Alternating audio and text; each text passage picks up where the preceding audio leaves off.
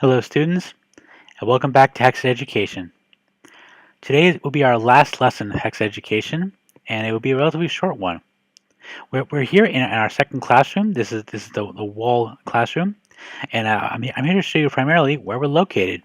So right below us, approximately 109 blocks, is the wall in the north. Let me just give you a close-up view. So the wall in the north is a structure from for Better Dungeons. Technically, it's not really a dungeon itself. What it is a wall. It is about, you see here, 65 to about 120. Tops out at 122y, and it continues all the way along at exactly, approximately, negative 800, negative 8,000 z. That is far north. Our overall campus is approximately 7,500 blocks to the south of us. And what the wall in the north does is basically acts as a marker between sort of the normal part of Hexxit and the more dangerous part. Namely, all of the dungeons which spawn north of the wall have, well, first of all, they're twice as likely to spawn, and B, instead of normal spawns, they have some different stuff. So let me just go in here. I'm gonna run away, but what happens when I go into survival mode? Those are armored Endermen, and they're gonna try and kill me. Fortunately, oh, they can swim. Ah! Run away, run away. But all the better dungeons, different ships and dungeons that spawn north of the wall will be replaced with armored Endermen, and there will be more of them, much more frequently. Unfortunately, the seed I'm using on right now is primarily water, so I have mostly ships to deal with, including this ship skeleton. It happened to be on the same island that I chose to make our north of the wall classroom. So that's basically it. I mean, the wall in the north is a place I would definitely recommend you aim for. Once you hit it, try and find as much good stuff as you can. The second part of this lesson is actually not going to be about the wall in the north. It's going to be about this. This is a little area I showed you. This is a trophy room. This is an example of every one of the trophy heads you can get in Hexxit. Over here on our left, we have all of them from Project Zulu, from crocodiles to brown bears, beavers, to giraffes, ostriches, rhinos, the whole lot.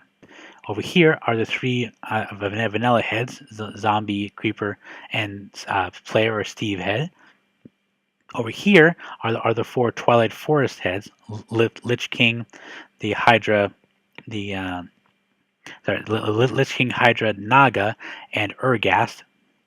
And over here are the ones that are primarily from Harken's side. These are the various spider, jungle spider, enderman, zombie villager, cow, sheep, pig, and ender dragon heads. And I believe that, and it's also a little cute little chicken head. So hopefully one day your trophy room will be as excellent as this one. This is a full set. And I think it's a good time to show you the full set because this is going to be, as I said before, our last lesson of Hexxit Education. So I want to talk very briefly about why I decided to end this curriculum. It is a little bit sooner than I had initially intended. I want to tell you why. Basically, I have completed almost everything that I wanted to do with this curriculum, with two exceptions. There are two sort of units that were going to come later that from a reason I'm going to tell you, I'm not going to be really being able to get to. The first one is that the next unit is basically on the Ruins mod. That's the various structures that are added through the dungeons that are added through the Ruins mod. Unfortunately, you can't spawn in the Ruins mod structures in creative mode. It's just that there isn't the propagating tool in order for that to happen. And there are something like 30 different ruins, all different types. And Frankly, I wouldn't be able to find all of them. I think I went through this world as much as I could. I found maybe 40% of those ruined structures. So not enough to make a great lesson. I could have gone through and made a couple of lessons based on them, but I feel like I wouldn't be able to do it justice because I couldn't have given you a complete set. I played around with the idea about making a new world and just spawning in ruins, and that might work, but it would be a lot of work. Plus, it would be a different world. It wouldn't be Hex Education if it wasn't in this world. Um, so there's that as an issue. The next unit I was going to do, as you can probably guess, is the Twilight Forest.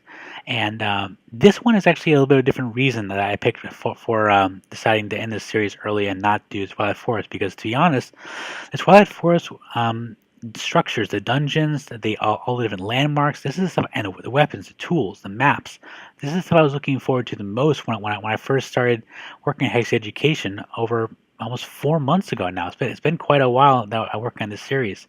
Or at least I had the idea for it, and I wanted Twilight Forest to be at the end because I really wanted to save the best for last. Unfortunately, though, I'm working on a little side project now that's kind of includes Twilight Forest, to be quite honest.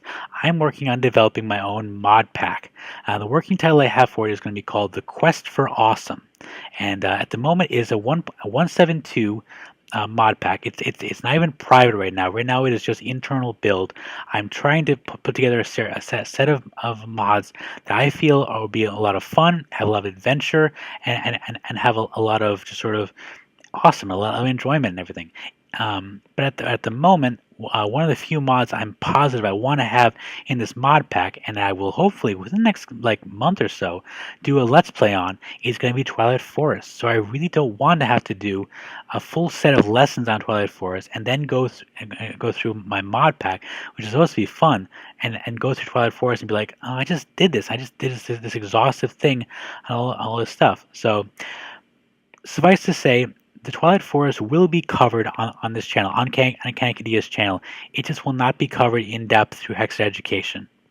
And full disclosure, there were a couple of extra things that I kind of wanted to do at the end of Hexxit Education, but quite frankly, I had no freaking clue how to tackle them, and it would have required me to learn a lot more. They are soul shards, microblocks, and bookmaking from Bibliocraft.